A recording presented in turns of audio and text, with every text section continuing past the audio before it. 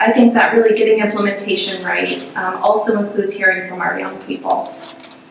So with that, I'm going to invite our next speaker to the podium. Alicia Anazaldi is a young adult peer mentor at the Home for Little Wanderers Park Street Community Service Agency. There, she mentors youth ages 16 to 21 with a serious emotional disturbance. As a co-facilitator of Boston's Youth Advisory Group under the Success for Transition Age Youth program, she advocates for the young adult voice to bring about urban systemic change. Through her lived experience with a mental health diagnosis, Alicia strives to encourage transitional age youth to overcome obstacles and achieve their goals. She is also a peer mentor at the Suffolk County Family Resource Center. Alicia obtained her Bachelor of Liberal Arts degree with an English concentration in 2012 and her peer support certification in November 2013. So please join me in welcoming Alicia.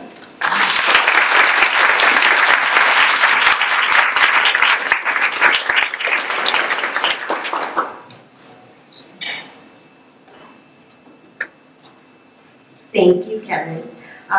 It's a great honor. I don't know how I got picked for this, but hopefully I'll do it some justice. So I'm a peer mentor.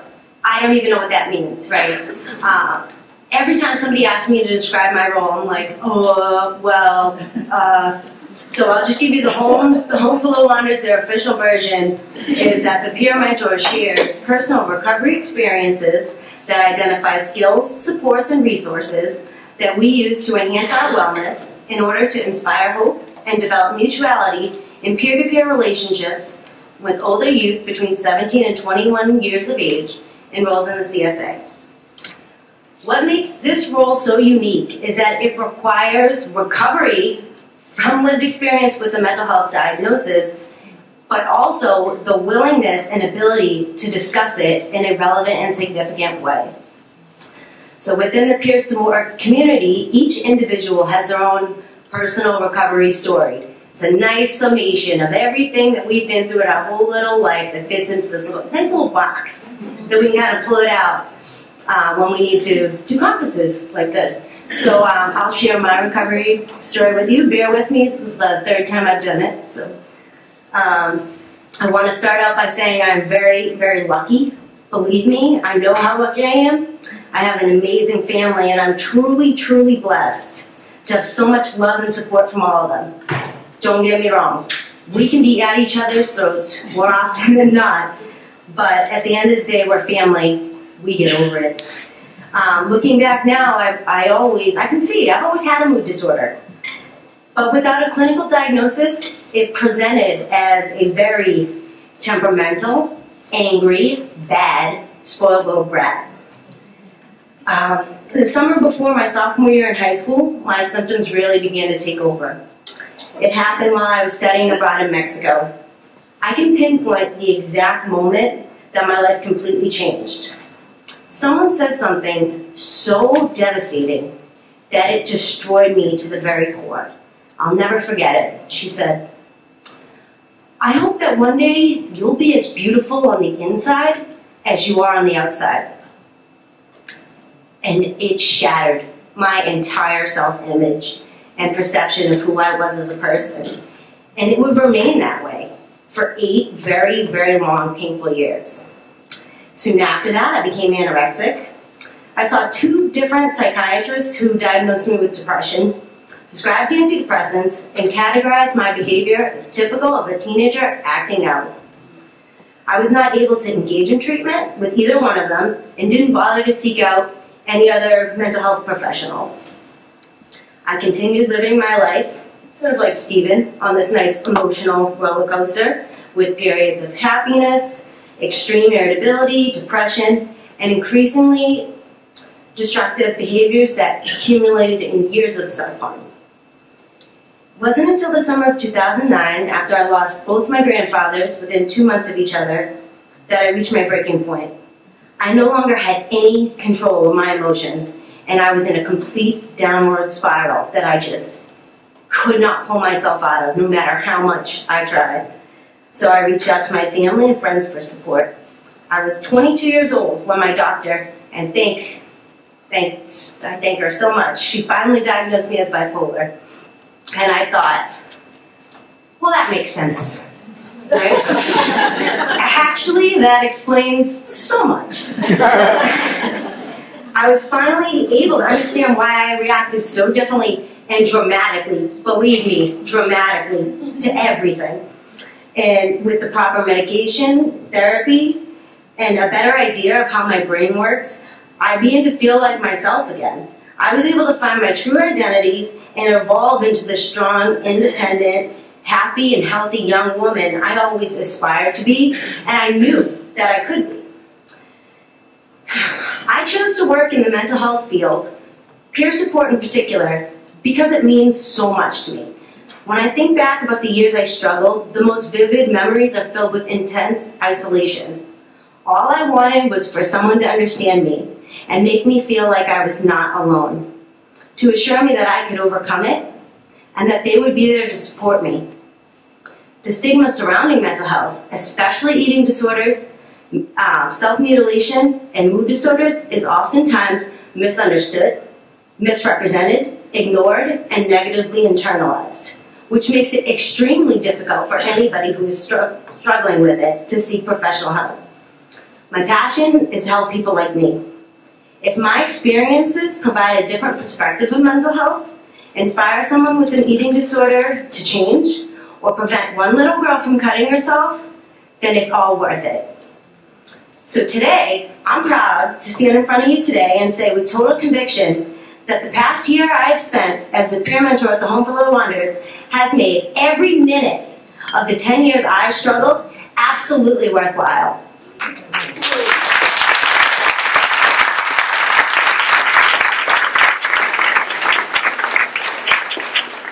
When I interact with my assigned youth, their families, colleagues, collaterals, and other service providers, I never tell this recovery story. Instead, I pull out various little instances from my 27 years of living this way and use them as I relate to the youth what the youth is experiencing.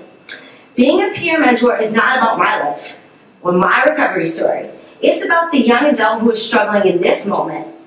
Right? I've already recovered. I'm standing up here today. They're the ones who need my help. So it doesn't matter if you share a common diagnosis, grew up in the same neighborhood, you could have literally lived an identical life to a youth, but if they can't relate to you, then they're not going to engage with you, and it's not going to make a difference. So for the majority of young adults, relatability is simple. Be real, be open, be honest, be authentic, be yourself. They're going to see that, and they're going to react to that, and they're going to react in the same way. So for me, it's like nothing is more frustrating for a young adult to be treated like a child when you're trying to become an adult. And I tell every one of my assigned youth, I don't work with children. I don't. They run around, they're crazy. I don't work with children. You're an adult. Start acting like it. Speak up for yourself. Take control in your treatment. And really advocate for what you want in your life because you're the one who's going to live it. So you've heard about me, why I'm a peer mentor, but I want to talk about some of the ladies I work with, right? So, case X, right? X was referred to the CSA by her outpatient clinician who thought that she might benefit from a peer mentor. Our first introduction was part of a care plan team meeting where we discussed the possibility of her having a mood disorder, wanting to change schools, and some of her other goals. She is such a smart, bubbly 17-year-old with this personality. It would light up this whole room. So you would never think in a million years that she has suicidal ideations. She was hospitalized immediately following an attempt in January.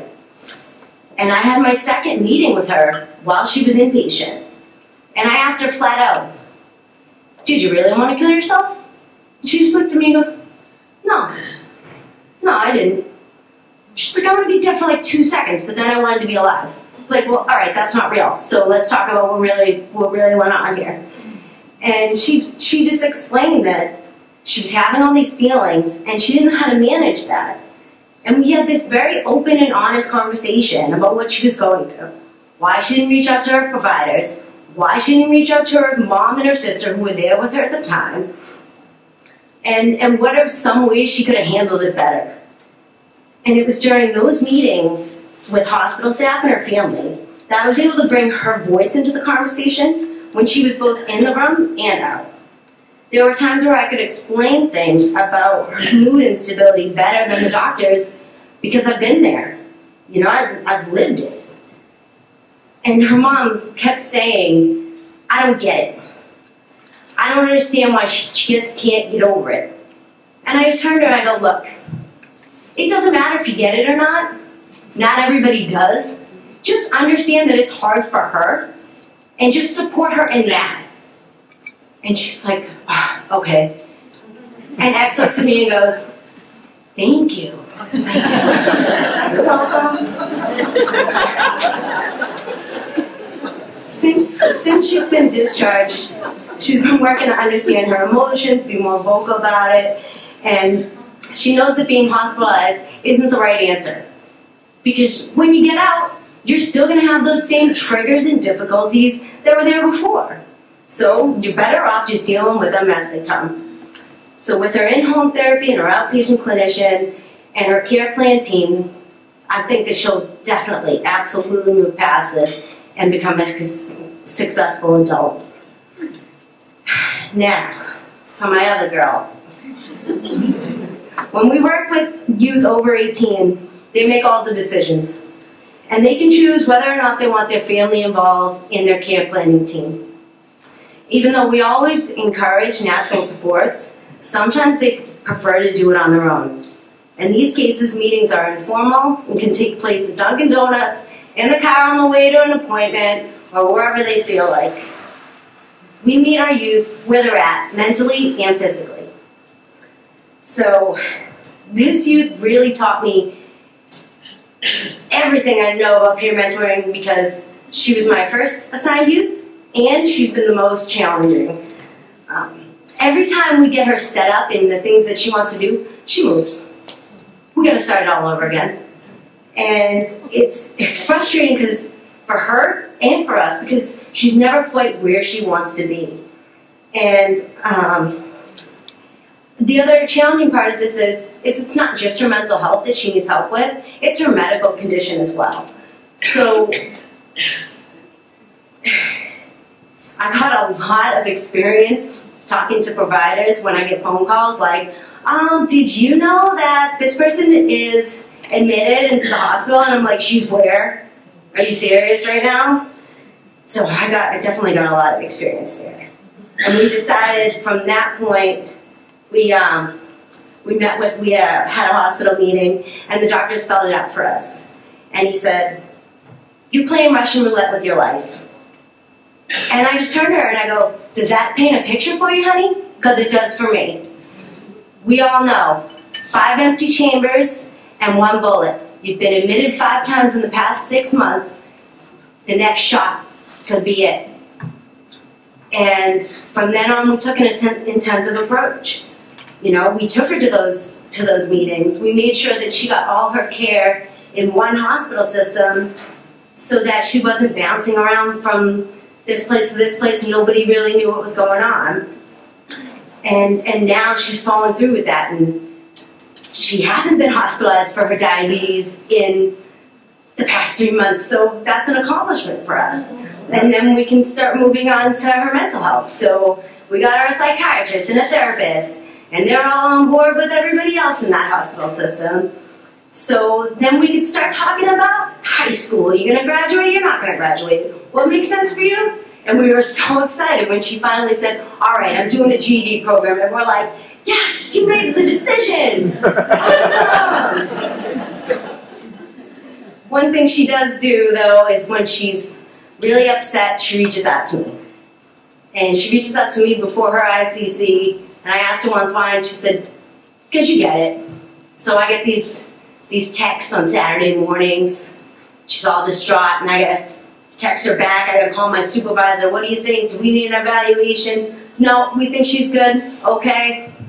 She got through the day. And that's sort of what I'm here for, to tell her that it gets better. Because it does, because I stand here and tell you it gets better. And I asked this young adult, you know, I'm going to do a speech. I told her, what do you want people to know about you, about transitional age youth? She wrote me a list.